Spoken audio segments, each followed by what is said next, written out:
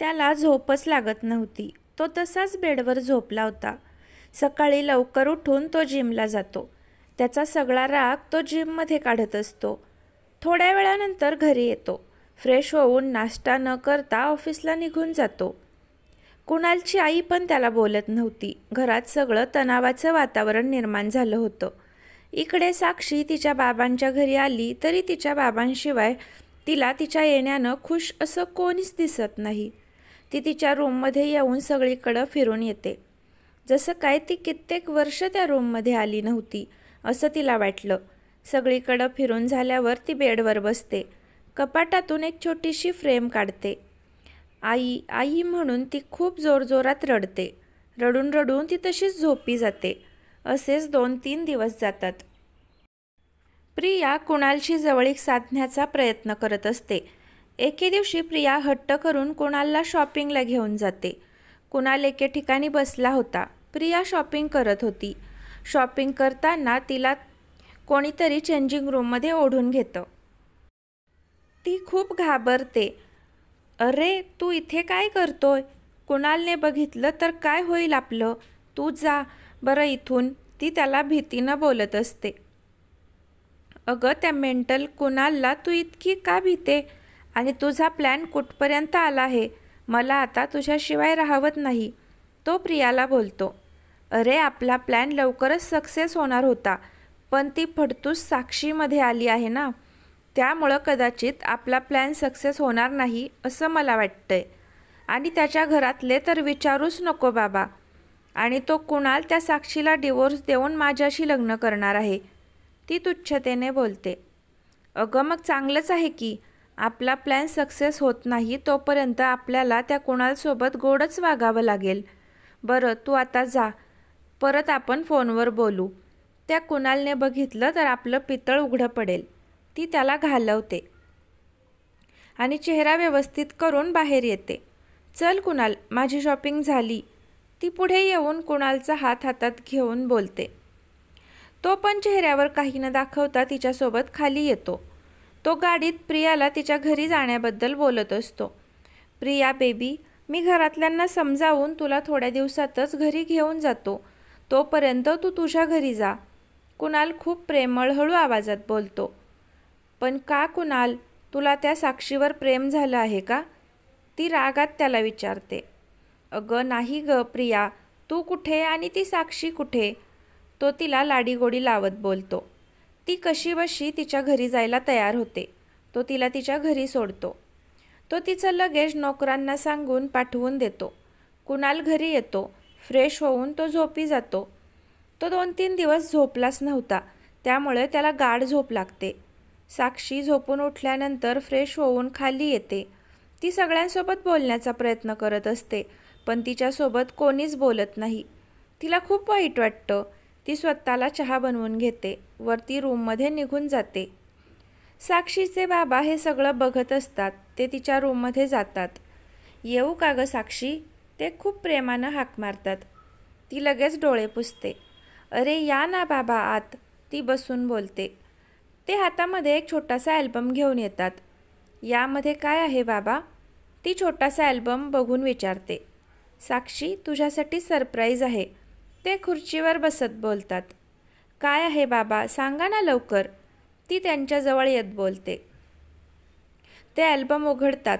त्यात एकदम लहान बाळाचे फोटो असतात. कोण आहे ही छोटीशी मुलगी बाबा? आणि बघा ना किती छान गोंडस दिसते. ती अल्बममधील फोटो बघत खुश होऊन बोलते. ओळखलं नाही का ग साक्षी तू? ते बोलतात. नाही बाबा, सांगा ना ही क्यूट मुलगी कोण आहे, ती बोलते. इकडे ये माझ्यासमोर. ते तिला हाताला धरून समोर उभं करतात. हे आहे माझं क्यूट गोंडस बाळ, ते तिचे गाल ओढत बोलतात. तिला खूप आनंद होतो. सगळे तिचेच फोटो असतात. आनंदाने उड्या मारू लागली. तिचा आनंद बघून तिच्या बाबांच्या डोळ्यात पाणी येतं. ते रडू लागतात. साक्षी पण त्यांच्या मिठीत जाऊन रडू लागते. तिच्या आईनं तिला उचलून घेतलेलं असतं असा फोटो तिला दिसतो. बाबा, माझ्या आईबद्दल मला सांगा ना. मला तुम्ही एवढंच सांगता की मी 1.5 वर्षांची होते तेव्हा आई मला सोडून गेली. ते तिचा प्रश्न ऐकून लगेच शांत होतात. बरं साक्षी, तुझे घरचे कसे आहेत? नाही बाबा, तुम्ही विषय बदलू नका, ती लगेच बोलते. बरं साक्षी, तुला वेळ आल्यावर सांगेन. ते तिची समजूत घालतात. दोघे पण मनमोकळेपणाने गप्पा मारतात. तेवढ्यात तिला कुणालच्या आईचा फोन येतो. ती लगेच उचलते. हां बोला ना आई, साक्षी खुश होऊन बोलते. अरे आज आमच्या साक्षीचा मूड छान आहे वाटतं, तिकडून कुणालची आई बोलते. आई, रोज नसतो का माझा मूड चांगला, ती गाल फुगवून बोलते. गंमत केली ग साक्षी, तुझा रोजच हसरा चेहरा दिसतो ग, कुणालची आई बोलते. बरं साक्षी, घरचे सगळे ठीक आहेत ना? हो आई, साक्षी बोलते. तेवढ्यात नीतू आईच्या हातून मोबाईल काढून घेते. अगं वहिनी, मला विसरलीस तू, तू मला एक फोनसुद्धा केला नाहीस. वहिनी, मी तुझ्यासोबत बोलणार नाही, नीतू गाल फुगवून बोलते. साक्षी तिच्या बोलण्यावर खूप हसते. वहिनी, तू मला हसते? थांब, कुणाल दादाला मी तुझं नाव सांगते. कुणालचं नाव ऐकल्यावर साक्षी शांत होते. थोडा उशीर दोघींसोबत गप्पा मारून फोन ठेवून देते. कुणाल फ्रेश होऊन खाली येतो. तिथं त्याला नीतूचा मोबाईल सापडतो. तो त्यातून साक्षीचा नंबर घेतो. त्याच्याजवळ साक्षीचा नंबर नव्हता. कधी तसा योगच आलेला नव्हता. तो नंबर घेऊन रूममध्ये जातो. तो तिला फोन लावतो. फोनची रिंग होत असताना त्याचं हृदय धडधड करत असतं. तिकडून लगेच फोन रिसीव होतो. हॅलो, कोण? साक्षी, साक्षी मी आहे, कुणाल. त्या मीला नाव नाही का? साक्षी, अगं साक्षी, मी कुणाल बोलतोय. तिला कळलं की तिच्या अहोंचा फोन आहे. ती लगेच फोन ठेवून देते. तो 4-5 वेळा तिला फोन लावतो, पण ती रिसीव करत नाही. त्याला खूप राग येतो. तो लगेच गाडीची चावी आणि त्याला लागणाऱ्या वस्तू घेतो आणि घरातल्यांना सांगून बाहेर पडतो. त्याचे बॉडीगार्ड त्याच्या मागे येत होते. तो खूप फास्ट गाडी चालवत होता. त्याच्या मनात फक्त साक्षीचा विषय होता. तो जेव्हा तिला बघायला आला होता तेव्हा साक्षीची खूप धांदल उडाली होती. छोटीशी, नाजूक, गोरीपान, जरा उंचीला कमी, दिसायला तर एकदम परीप्रमाणे दिसत होती. ती सगळ्यांना चहा देत होती. तिचे हात थरथर कापत होते. त्याच्या नजरेतून तेव्हा ते सुटलं नव्हतं. मनातच तो तिला साठवून ठेवत होता. त्याच्या चेहऱ्यावर अलगद हसू येतं. तो एक दीर्घ श्वास घेऊन समोर लक्ष देतो. साक्षी, तू कमी वेळात माझ्या मनात भरली आहेस.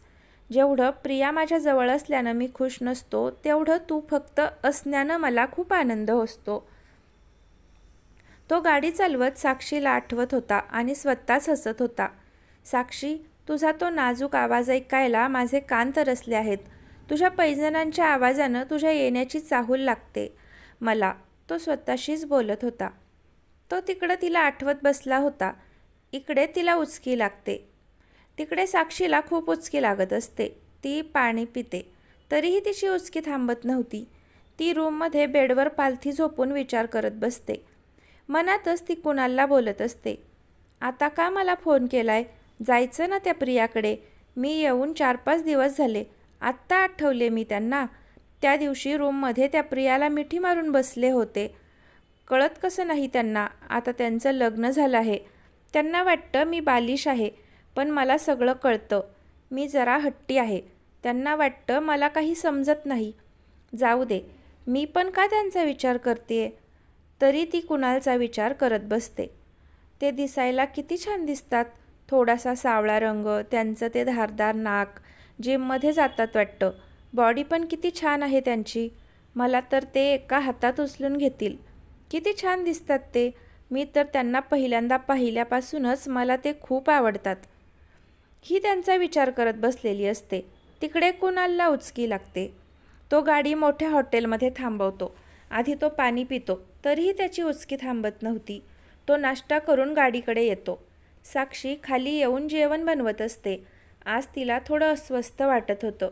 ती एकटीच जेवण बनवत होती. तेवढ्यात तिची चुलत बहीण शिल्पा तिच्याकडे येते. ये ना शिल्पा, बस, साक्षी तिच्याशी बसून बोलते. काही नाही, ते मला कॉफी बनवून दे. ती तिला जशी काय साक्षी नोकर आहे असं ती तोऱ्यात बोलते. साक्षी तिच्याशी हसून बोलत असते, पण ती काही उत्तर न देता कॉफी घेऊन निघून जाते. आई, ती इथून कधी जाणार आहे? एकतर तिने माझ्याकडून सगळं हिरावून घेतलं आहे. जे मला आवडतं ते तिलाच का मिळतं? तो कुणाल मला खूप आवडला होता आणि तो किती पैसेवाला आहे, शिल्पा तिच्या आईला चिडून बोलत असते. अगं थोडं थांब जरा, त्या साक्षीला त्या कुणालच्या काय सगळ्यांच्या आयुष्यातून काढून टाकते बघ, शांत रहा, साक्षीची आई तिला बोलते. तू फक्त जरा कोणाला काहीही न कळता बघ, तिचा कसा गेम वाजवते, तू बघतच राहा फक्त, त्या काहीतरी विचार करत बोलत होत्या. कुणाल साक्षीच्या घरी येतो. तिथं आल्यावर आपण उगीचच आलो असं वाटतं. तो दरवाजात येऊन डोरबेल वाजवतो. आता या वेळेला कोण असेल, साक्षी विचार करतच दरवाजा उघडते. समोर त्याला बघून तिला सुखद धक्का बसतो, पण लगेच चेहरा निर्विकार ठेवते. ती काही न बोलता निघून जाते. अवघड आहे माझ्या बायकोनं साधं आत पण मला बोलावलं नाही. तो हसतच आत येतो. साक्षीचे बाबा सोफ्यावर बसलेले होते. अरे या ना कुणालराव, तिचे बाबा हसून बोलतात. तो जाऊन आधी त्यांना नमस्कार करतो. अहो बाबा, मला फक्त कुणाल म्हणा, जावई जरी असलो तरी तुमच्या मुलासारखाच आहे मी. ते बसतात. ते दोघे हसतच सोफ्यावर जाऊन बसतात. साक्षी कुणालला पाणी देते. ती कॉफी करायला किचनमध्ये निघून जाते. कुणाल आलेला आहे म्हणून शिल्पा किचनमध्ये जाते. साक्षीने बनवलेली कॉफी घेऊन ती बाहेर येते. तो शिल्पाकडे बघतसुद्धा नाही. ती मनात खूप चिडलेली होती. ती वरवर हसत होती. तिला सारखं वाटत होतं कुणालने आपल्याकडे बघावं, माझ्यात काय कमी आहे.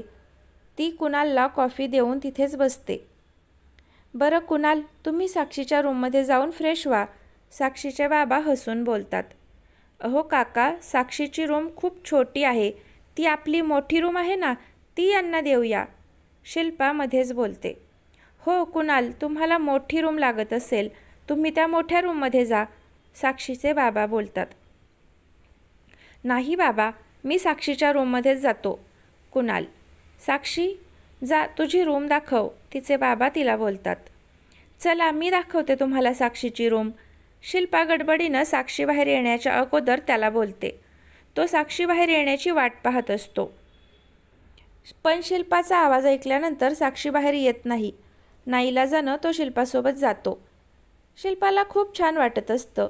हा माझाच नवरा आहे अशी तिला फिलिंग येत होती. साक्षी, लवकरच तुझा नवरा माझा होईल, ती साक्षीला शिव्या देत मनात बोलते. तो तिच्या रूममध्ये येतो. शिल्पा पण आत येत असते. तू जाऊ शकतेस शिल्पा, आणि थँक्स मला रूम दाखवल्याबद्दल, तो तिला हसून बोलतो. ती रागात पाय आपटत निघून जाते. तो सगळीकडे फिरून तिची रूम बघतो. छोटी जरी असली तरी तिची रूम त्याला खूप आवडते. तिनं खूप छान सजवलेली होती रूम. तो फ्रेश होण्यासाठी बाथरूममध्ये जातो. थोड्या वेळात साक्षी रूममध्ये येते. ती इकडे तिकडे बघते. तिला तो दिसत नाही. ती बेडवर जाऊन झोपते. कुणाल केस पुसत बाहेर येतो. साक्षी त्याला टक लावून बघत असते. अशी काय बघते साक्षी, तुझाच आहे मी, तो तिला हसत बोलतो. ती दुसरीकडे तोंड करून झोपते. साक्षी, आता तू माझ्यासोबत बोलणार नाहीस का, तो तिच्या जवळ येत बोलतो. तो जवळ आल्यावर ती उठून बसते. तेवढ्यात शिल्पा दारावर टकटक करते. साक्षी उठून दरवाजा उघडते. अगं मी तुझ्यासोबत गप्पा मारायला आली आहे, ती हसत डायरेक्ट आत येत बोलते. साक्षीला खूप आश्चर्य वाटतं, कारण ती कधीच साधं बोलतही नसते. शिल्पा कुणालची बॉडी बघून त्याच्यावर खूपच फिदा होते. कुणालला शिल्पाचा खूप राग येतो. तेवढ्यात साक्षीचे बाबा कुणालला बोलावतात. तो खाली निघून जातो. शिल्पा पण जात असते. अगं शिल्पा, तू गप्पा मारायला आली आहेस ना, मग बस ना इथे, साक्षी बोलत असते. नाही ग, ते मी काय बोलायला आले होते तेच विसरून गेले ग, ती बोलून रूममधून निघून जाते. कुणाल आणि साक्षीचे बाबा बाहेर थोडा वेळ गप्पा मारत बसतात. साक्षीविषयी खूप भरभरून बोलत असतात. ते खूप वेळ गप्पा मारत बसलेले होते. बाबा जेवायला येताय ना, साक्षी बोलते. चला आता माझ्या पिल्लूच्या हातचं जेवायला, साक्षीचे बाबा हसून बोलतात. ते दोघे जेवायला बसतात. साक्षी आणि शिल्पा त्यांना वाढत असतात. शिल्पा कुणालच्या खूप मागे पुढे करत होती. साक्षीनं जास्त काही लक्ष दिलं नाही. कुणाल जेवण करून रूममध्ये निघून जातो. साक्षी पण जेवण किचनमध्ये आवरत बसते. तो पाणी पिण्यासाठी खाली येतो. साक्षी पुढे तोंड करून किचन आवरत असते. तो जाऊन साक्षीच्या कमरेला चिमटा घेतो. लगेच बाजूला सरकतो. त्याने तसं केल्यानंतर साक्षीला शरीरात काहीतरी झाल्यासारखं वाटलं. तो तिच्या खूपच जवळ होता. तिचं अंग थरथर कापत होतं. तो लगेच बाजूला होऊन पाणी पितो आणि वर निघून जातो. तो गेल्यानंतर साक्षी एक दीर्घ श्वास घेते. ते माझ्याजवळ आल्यानंतर एकदम हृदयाची धडधड कशी काय वाढली. मला खूप भीती वाटली. अवघड आहे माझं. नुसता टच केला तर तिचं अंग थरथर कापत होतं. पुढे कसं होईल माझं? तो स्वतःलाच प्रश्न विचारत स्वतःच हसत होता. ती पाणी घेऊन रूममध्ये येते. तिला आता टेन्शन आलं होतं. तिचा सिंगल बेड होता. ती गुपचूप तिचं अंथरूण खाली करते. तो तिच्याकडं टक लावून बघत होता. साक्षी, मला तुझ्याशी खूप महत्त्वाचं बोलायचं आहे. तो तिला बोलत होता. ती काहीच बोलत नाही. साक्षी, आता तरी बोल ना माझ्याशी. तो तिच्या अंथरुणावर जाऊन बसतो. अहो, तुम्ही बेडवर जाऊन झोपा. तिनं अहो हा शब्द बोलल्यावर त्याला एकदम छान फिलिंग येतं. असंच तिच्या तोंडून अहो हा शब्द ऐकावासा वाटत होता. साक्षी, माझं ऐकून तर घे ना. तो तिला बोलतो. आपण सकाळी बोलूया. मला खूप झोप येतेय. ती त्याला बोलते. नाही, मला आत्ताच बोलायचं आहे साक्षी. तुला माझं ऐकून घ्यावं लागेल साक्षी. नाहीतर तुला मी झोपू देणार नाही. बोला, काय बोलायचंय? साक्षी त्याच्यापासून दूर होत बोलते. साक्षी, कसं सांगू तुला? माझं प्रेम आहे तुझ्यावर. आपण न बोलता इतके दिवस राहिलो. हळूहळू मला तुझी प्रत्येक गोष्ट आवडत चालली. मी तुला समजायला चुकी केली.